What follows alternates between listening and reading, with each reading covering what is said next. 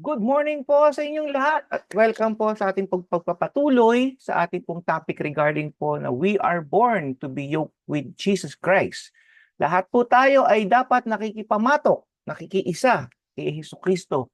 At napag-usapan nga po natin na the other day na tayo po ay mayroong mga maling pamamaraan ng pagpakikipamatok. Ito po yung madalas na nagagawa ng karamihan po sa atin. Ano po ba yan? Napag-aralan po natin na meron tayong yoke of slavery because of our sinful nature. Ito po yung self-effort. At dahil nga po dyan, ginagamit yan ng kaaway para yung pong salita ng Diyos para tayo po ay husgahan ng kaaway because of our sin. At ito po yung kasi pamantayan po ng kasalanan ay yung pong batas. Kagaya po ng korte, so meron pong batas para mapatunayan nagkasala ang isang tao.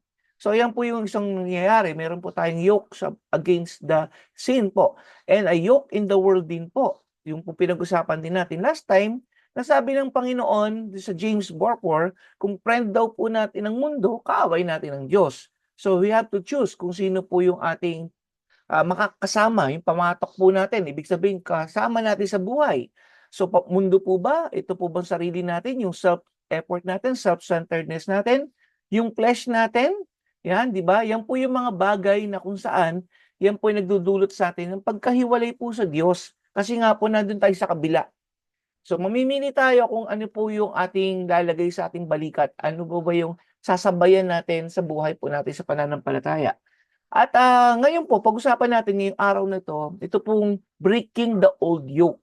Ito po yung lumang pamatok po natin, yung luma nating sinasabayan. Ano po yan? Yan nga po yung batas, yung ating sarili, yung mundong ating ginagalawan. So kailangan nga po, ano natin yan, i-break po natin yan.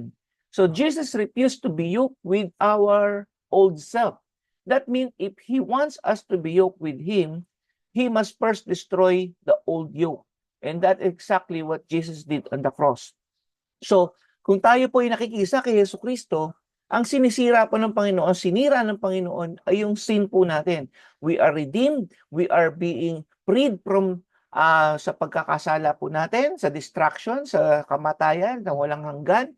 So yan po yung winasak ng Panginoon. At gusto ng Panginoon, lahat po tayo lumaya doon po sa binabanggit ko kanina na self-centeredness, yung mundo, yung ating laman, at yung pong ginagamit ng kaaway na against us. So yun po yung binibreak. Sabi nga ng Romans 6:6, for we know that our old self was crucified with Him.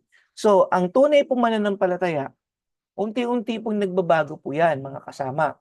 So paano po natin malalaman na tayo po ay nagbabago kung yung pong ating buhay ay nakapako na nga po, ito po hindi po naman literal na nakapako sa krus. Ito po yung buhay natin, sinama na natin kay Jesus. Ibig sabihin, kung si Jesus po ay napako sa krus, yun din pong lumang pagkatao natin ay dapat maipako sa krus. At ang sabi nga po dito, so that our body of sin might be done away with, that we should no longer be slave to sin. So makikita niyo po ang isang genuine Christian ay hindi po na sila slave ng mga kasalanan. Hindi na sila yung mga alipin ng kasalanan. So nagbe-break po yan. So ang kailangan lamang po talaga natin, makiisa kay Jesucristo. Kagaya nga po ng pamatok, ang definition ng pamatok ay yung ito po ay yung joint together doon po sa neck ng isang oxen or sa isang hayop, no?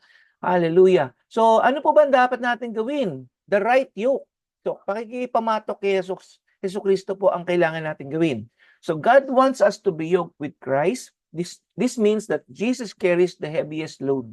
So siya yung, kumbaga nabanggit ko po, di ba? Merong doon sa ibang bansa, yung old na oxen, saka yung batang oxen. So naka-combine silang dalawa dun yung nga po yung yoke, no, yung kahoy. Okay, para sabay sila maglalakad. Ngayon, dito po pinapakita na si Jesus po yung nagdadala ng mabigat nating dalahin sa buhay. At yung sinabi po niya, yung kanyang pamatok ay magaan. So yun po yung kinukuha niya yung kabigatan natin. So hindi po titignan natin, hindi balance talaga yan. Na kay Jesus po yung mabigat at yung pumagaan ang nasa atin. So this is why His yoke is easy and His burden is light. So His strength, righteousness, and life are transferred to us. His footsteps becomes our footsteps. This is how the Christian life has been designed to work. So, tayo po ay dapat makita natin na sa mundong ito mabigat mag-isa. Kaya nga po, si Adan po, binigyan ng Eva. So, lahat tayo, meron dapat ka-partner. So, sino po ang partner natin sa mundong ito? So, ang Panginoon pong Jesucristo ang ating partner. So, pag-usapan mo natin yung daily yoke, paano ba natin ito gagawin araw-araw para at least malinaw po natin may apply sa buhay natin ang mga topic na ito. Ang daily yoke po kailangan Isaiah 54:4, the sovereign Lord has given me an instructed tongue to know the word that sustains the weary. He wakens me every morning, wakens my ears to listen, one being taught. So, taking His yoke upon us, Jesus told us to learn from Him. So, makikita niyo po dun sa verse po natin na lahat daw po nabibigatan, lumapit kay Jesus at ang kanya pong yoke o yung yoke nga po ay madali at ang kanya pong burden ay light. So, kailangan din natin matuto. Paano po ba gagawin yan? This is our daily routine. Dapat po natin ginagawa ito mga kasama. So, number 1, kailangan po natin mag-pray. So, ang Christian po ay hindi po pwedeng once a week lamang nagpe-pray. So, yan po yung routine. Para po, ito po yung transformation o transition na kung saan araw-araw nagdadaan tayo sa mga mabibigat na sitwasyon ng buhay po natin na ibibigay natin sa ating Panginoon. Siya po yung nagdadala talaga ng pinakamabigat na problema po natin at yung binibigay niya magagaan. Kaya nga po, hindi naman tayo ini-exempt sa problema, pero siya po yung nagbubuhat po sa atin. Naalala ko nung bata ako, mayroon pong isang kwento tungkol po yung pong sa buhangin. Di ba po naglalakad, akala nung tao, yung isa, nung una, nag-iisa lang siya naglalakad. Tapos napansin niya, dalawa na sila because meron nga siyang pinagdadaan, dalawa na sila. Tapos nung habang nagdalawa na sila, sabi niya, ito si Jesus eh. So, minsan dumating yung panahon na tumingin uli siya do'n sa nilalakaran niya, mag-isa na lang.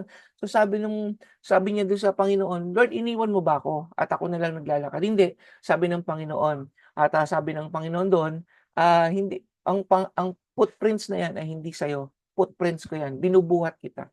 So, makikita niyo po do'n sa kuwentong 'yon, na si Jesus po nagdadala sa ating mga suliranin, sa mga pinagdadaanan, pero hindi po tayo tinanggal doon sa sitwasyon. Kasama po natin ang Panginoon. So, dahil importante po, number 1, mag-pray tayo everyday, di ba po? So, Luke 11:3 sabi dito, no, give us day to day our daily bread. So, araw-araw po, manalangin tayo, araw-araw humingi tayo sa Panginoon, araw-araw magpasalamat tayo sa Panginoon. At number 2 po, kailangan natin spend time in God's Word.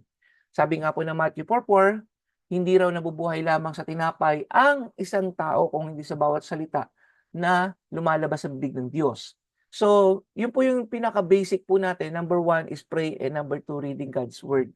So, meditating God's Word. So, kailangan po natin yun. Kumbaga sa buhay po natin, hindi tayo pwedeng walang tubig, walang kinakain. So, ganun din sa ating spiritual life. Yun po yung isang senyales na kayo po ay nandoon kasama ni Kristo. Yung manifestation po yan na talagang you are in Christ because you pray and you spend time with God's Word. Number 3, you have a fellowship with other brethren po. Acts 2:42 and 46-47. Sabi dito, they continued steadfastly in the apostles' doctrine and fellowship in the breaking of bread and in prayers. So, continuing daily in one accord in the temple and breaking bread from house to house, they ate their food with gladness and simplicity of heart, praising God and having favor with all the people. And the Lord added to the church daily to those who were being saved. So ano pong ibig sabihin dito? Pinapakita ng Panginoon yung importance ng fellowship.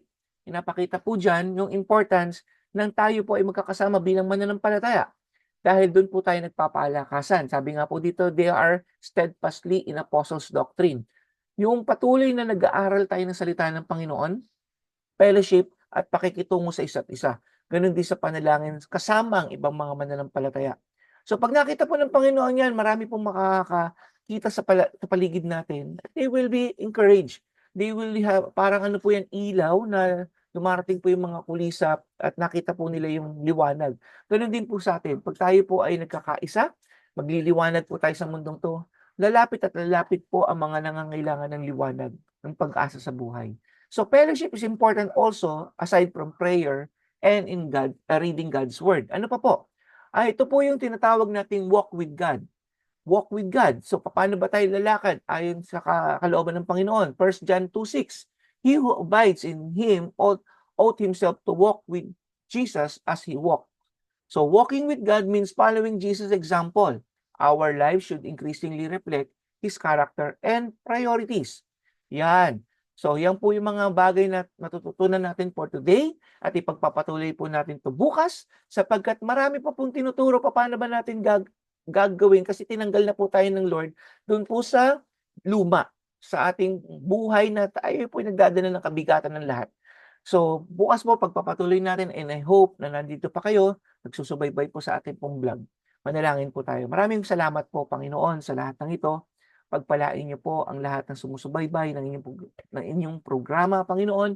And we pray that you continually, Lord God, to bless your people. In Jesus' name. Amen and amen. So, see you tomorrow and God bless you all.